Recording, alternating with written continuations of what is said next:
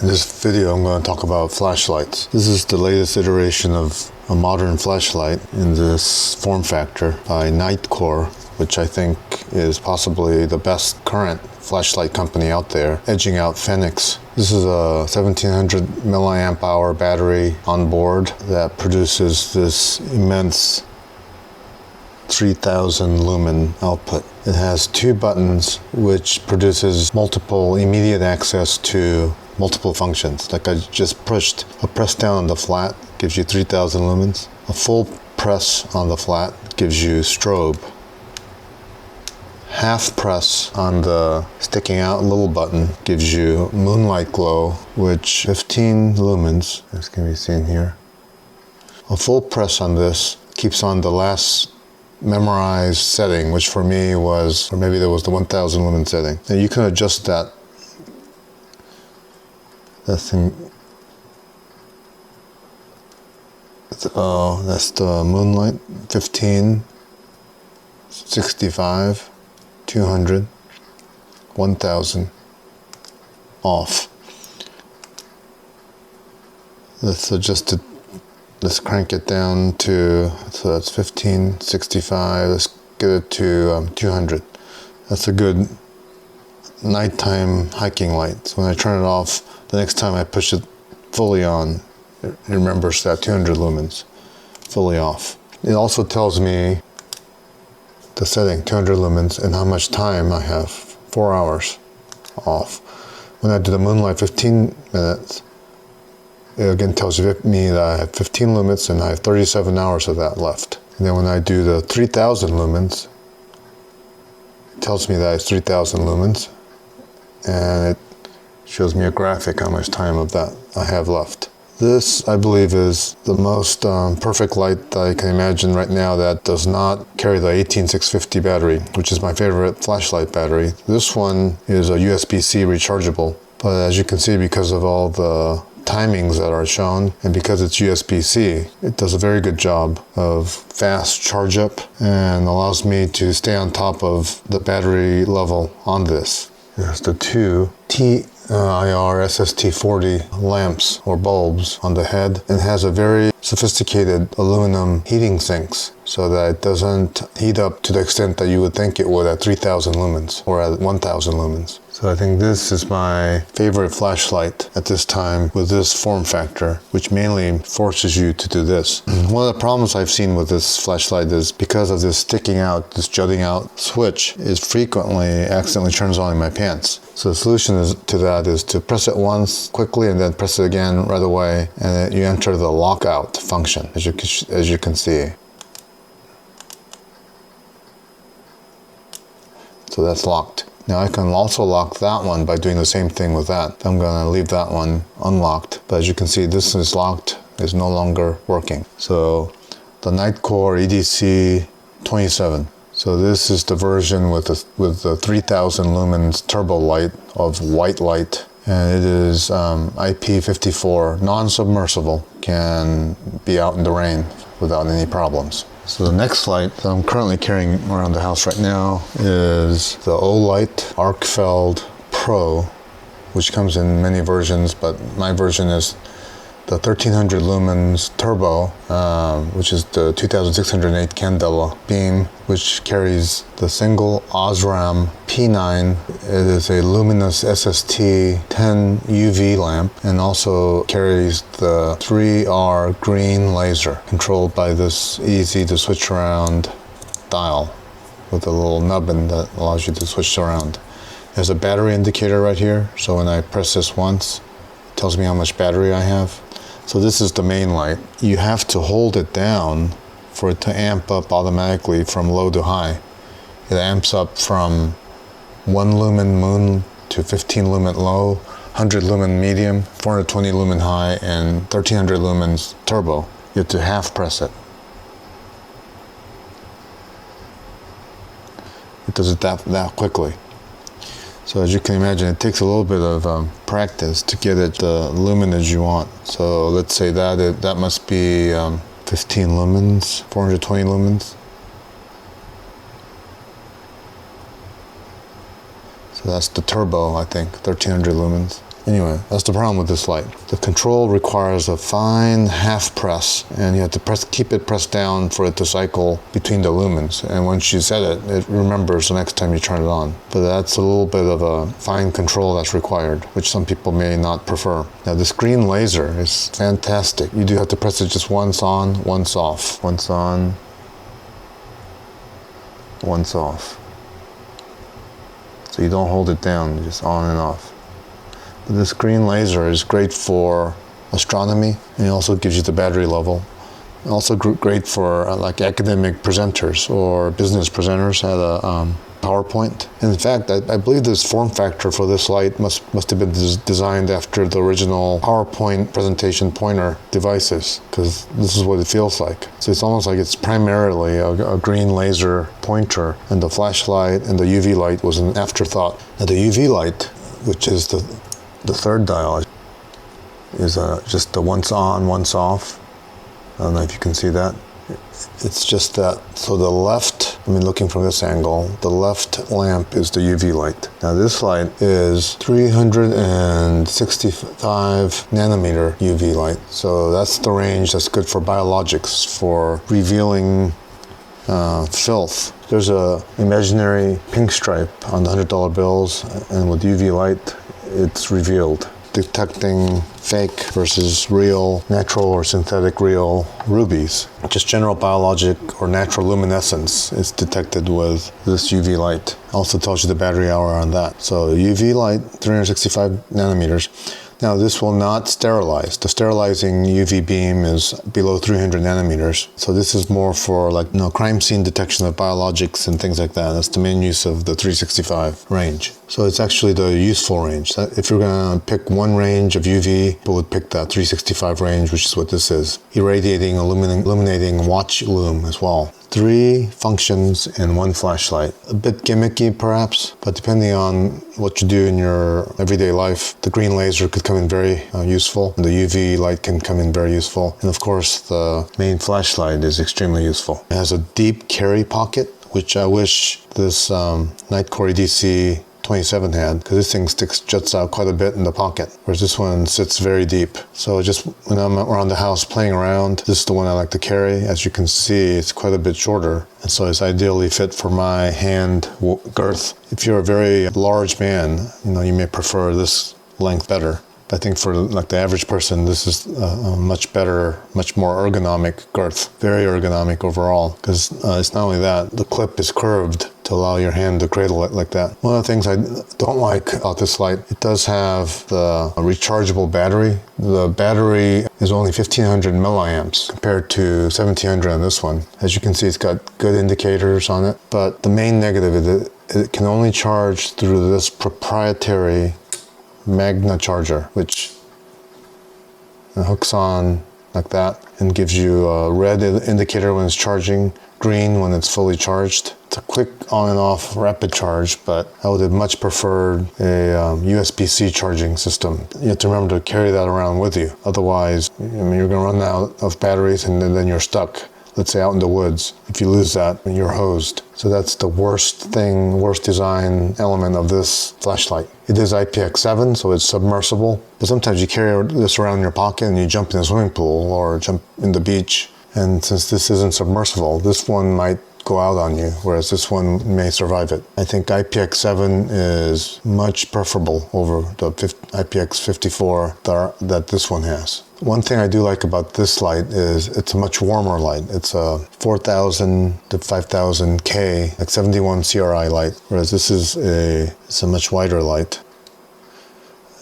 The warmer light is always preferable, especially at night, but in everyday use, a warmer light gives you a much more three-dimensional look to objects, to your brain. So much warmer and better light color on this ArcFeld Pro. Thin, ergonomic form factor. And I got that after first buying this one. This is the trendy Rovivon Angel Eyes light that I have. Also have the E5. So this one has UV on it. There it is. And the top light here is double press, the standard LED 6500K luminous SST20. The thing you have to remember about this, you got to hold it down to shut it off, double press to shut it on. So kind of a weird choice of function. Most people would prefer just the single on off, but the single on gives you the moonlight glow. What is that, 0.5 lumens? So from press on is turbo. The turbo on this Rovivon, this version of Rovivon is just 500 lumens, which is remarkable for a flashlight of this size. The other thing I like about that is this transparent barrel. Quite trendy, I guess. It's got that clip designed to fit onto your, like the bill of a baseball cap. So when it's in your pocket, it kind of hangs out. The top end hangs out. This version comes out with that little switch, and then you can rotate it out. And now this flashlight works off of the onboard battery with the battery off. I think I need to recharge that. The charge is out. Oh, it says that there it is. It's just switched over to my Duracell. So it's got this kind of a very technical, complicated switch function. There's the UV, and then from UV you can do that. So kind of a complicated switch function system that most people would not prefer. I gave one of these to my wife, and she keeps forgetting how to use it. I carried this around with me for a long time because it's so lightweight and compact, and there when you have it, the light output is surprisingly good even for nighttime walking. So 500 lumens I believe is adequate light, and in fact compared to the old days, 500 lumen would be considered an immense light output. I'll need to charge this up. One of the advantages of this light also is that it's got this weird fragile rubber gasket here. It does in fact charge by USB-C, which is the preferable charging method, right? That's my Rovivon in that similar flattened profile as these newer lights that I have. Here's another Rovivon. It's got that nice transparent fixture. This one also has that kind of complex switch setup. Double press and it goes on, hold down, and it goes off.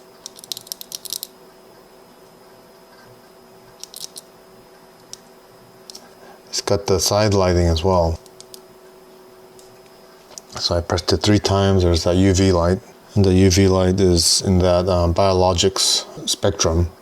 But what I found is that this UV light is not quite as useful, or doesn't seem to illuminate as well as the ArcField Pro. So again, this can memorize your last setting. The max output on this little one is 420 lumens on high, and goes down to 0.5 on moon.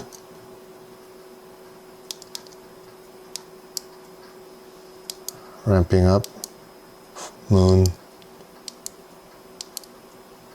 420, then hold down to off. This one is about the size of a pinky in girth as well, also with a clip designed to fit on a baseball cap. Has a magnetic attachment point, so I've been using this as an immediate light on my desktop. It's very tempting to just carry it around on a keychain. I think its primary function was to design to be used as a keychain light. My keychain light is smaller. I use this little thing right here. I found that it's rare that I need a keychain light. There it is with a replaceable battery. And that's my keychain light. That's why I don't use the Aurora 8 as my keychain light. It's a bit big for that. And I hate to scratch up this clear, glossy finish on that. It's just a beautiful little light, very industrial look to it. My Zebra Light H600FD Mark IV from a kind of an autistic company that is single-mindedly obsessed with producing the best headlight on the planet for professional use. This is the light that cavers and miners use. These Zebra lights are made in the USA. This one I think like $90. At least that's what I paid 4 years ago. It has a max output of 1568 lumens approximately, and it amps down.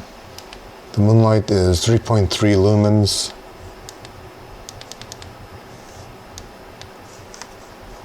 Lumens right there. A bit fiddly, of course, as you can see, to get it to that point, but you can mess with it and get it. Very pleasant switch, just the lightest of clicks. The build quality is just supreme. This almost looks brand new, though I've been using it very regularly for 4 years now. Very nice heat sink. It allows the light to stay on for a long time and not get overly hot. It uses my favorite flat top 18650 batteries, which last forever and can be recharged on my specialty charger. See, it does have that clip if you're gonna pocket carry it, but I generally just keep it on this headband. Very comfortable. This is my very favorite headlamp flashlight I've ever owned. Now, I've owned the, what do you call it, the Zebralight headlamps before.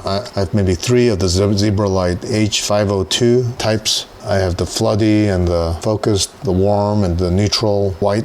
Cree XHP 50.2 bulb. This is the floody warm CRI of 9395 5000K. So it's not the brightest of the Zebralight 600 types, but it is the warmest. So like I said, is my preferred color because I'll take a warm, slightly less intense beam for its 3-dimensional aspects over a very, very white light that is brighter. I think for many years prior to me getting these 2 lights just in this past year, this was my favorite flashlight. One of the greatest flashlights I've ever owned. This is the NightCore MT21C. And for many years I thought this was the perfect flashlight. It has a magnetic light which works great on a car hood. It's got, as you saw, the battery indicator. It's got the rotating head so that you can attach it to your belt hook at night. When we're hiking at night, walking at night, I'll set it like that and I'll stick that on my front belt or front pants, and then this lights the way perfectly. This light has a suboptimal belt clip in other ways because it's not deep carry, even though it easily could have been if they would just extend that all the way up. It does work, it does stay in your pocket, but it's kind of precarious. Deep carry on this should have been redesigned better by NightCore. It does have the 18650, my favorite battery because it lasts a long, long time. It is the flat top. I think it's flat top only, I believe. The switch on this is thumb, which is my preferred switch position. Some people prefer the switch back here because they like to carry it like that. This is actually the ideal positioning for defense. And I believe the people who prefer the tail switch like it for that reason. But even on this, even in defense position, you can just use your pinky, although it takes a little bit of training. I usually hold it like this. So for people who like to hold their flashlights like that, the thumb switch position is ideal. There is moonlight, and then you can amp up like that to the max output, which on this is 1000 lumens. You hold it down to turn it off. So a single press doesn't do it. You have to hold it down like that to start your amp up process. So that's the moonlight, and then hold down for off again. So again, it's got a little bit of a unique proprietary switching process. Blue LED indicator tells you the battery status. There's strobe. The triple press. So this was my favorite light for the very longest of times. The girth of it I found very pleasant. It's a harder girth to carry in your pocket. Now I lost my Fenix PD20, which has the thinner girth, but that Fenix 20 was one of my earliest flashlights I owned. Because prior to that Fenix, I owned these crappy lights that have gone out on me. This one is no longer functional.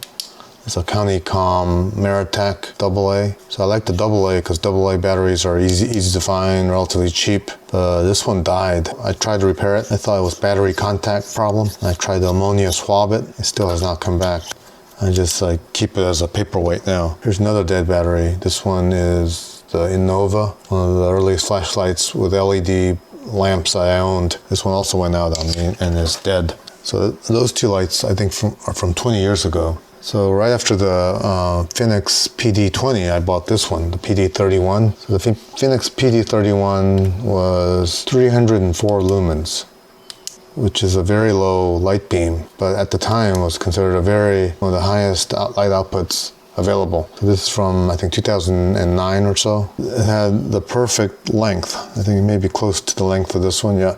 So this is the perfect length flashlight. It's got a decent girth, slightly thinner than the NightCore MT21C. It's got the rear switch. It uses 18650 batteries, but of the nipple type. So this was the first battery I owned that use the 18650 battery. The 18650 batteries are very expensive, but they last a long time. It's able to tolerate heat much better and can ramp up to an extremely high intensity better. So this flashlight is what taught me to love and enjoy the 18650 battery. But pretty soon after I bought that one, I bought the upgraded PD35 version 2. This one with a thumb level mode adjustment and the rear tail switch on off. So it's got like that two switch function. So you gotta switch on once it's memorized, and then you gotta switch to this to ramp up the levels. Hold down to strobe function, and then you gotta do that, switch your hand position to turn off. So the rear switch, besides on off, does nothing. And this one cannot turn on by itself. Along with that, it's got that low carry clip. One of the advantages of this mid carry is that with a point sticking out, if you're in a tactical mindset, you can more assuredly pull it out of your pocket without having to dig in your pocket to get it. And that's why they go with the mid carries. For me, I prefer the deep carry because I don't mind digging around for the flashlight in my pocket when I need it. It's the PD35 version 2. I got this relatively cheap when these came out. The Fenix 35 version 2. High output 1000 lumen light with 2 clicky buttons, which I think is a bad design. Longer than my preferred length, girthy, but I think this would be a good tactical light because it's designed so that you have to carry it like that pretty much. My very last AA flashlight. So this flashlight can use rechargeable as well as over-the-counter like Energizer Duracell type AA batteries. This has tripod mount, but it's freestanding. Took the clip off of it, the lanyard off of it. It's got the thinner girth to it. If not at the head, at the center anyway. But it's rather long. It has the general ergonomics and feel, length, girth of the USA-made MagLights. It's got a nice heat sink up front, and all the controls are up front. Now, as you can see, the power on button is the circle, and the mode button is the triangle, which I thought was as you can see, ramp up and down with the triangle, and then off with a circle. So I thought it was rather easy to use, and because it's AA batteries, easy to replace the battery. It has a decent output. At the time that came out, 2015 is when I bought this. 300 lumen output was considered a decent output at the time. It has a 5 lumen moonlight function too. It lasts 90 hours supposedly, and the 300 lumen lasts 3.5 hours. But it lasts a decent time. So I bought this for my mom. This was my last birthday present for my mom before she died, or just a couple of months actually after I bought her this. And so it has sentimental value for me. I recovered it after her death, and so I have a hard time using it. So the last flashlight I want to talk about is this SureFire E1L Outdoorsman. This one is the version with the KX1, I think the vintage early LED bulb. This one has a very low lumen output, basically broken, and only the 3 lumen moonlight I think is not reproducible anymore on this version. The switch is rather deep, but somewhat pleasant. The form factor is decent. It fits right in my hand. If your hand is kind of average size, it's quite fat at the head, slightly fatter than the NightCore MT21Z. The worst aspect of this is the clip position, which is very poorly placed, as you can see. When you place this in your pocket, this fat, heavy head will dangle and tip out. So overall, this is a shitty light. It is one of the earliest lights, LED flashlights I bought. It also uses this CR123A battery only. The CR123A is basically half of a 18650. So it lasts a decent number of hours, but they're expensive, hard to find, or used to be hard to find. Maybe 20 years ago, is a light that it seems like was designed for like the AR-15, but has been redesigned for hand carry.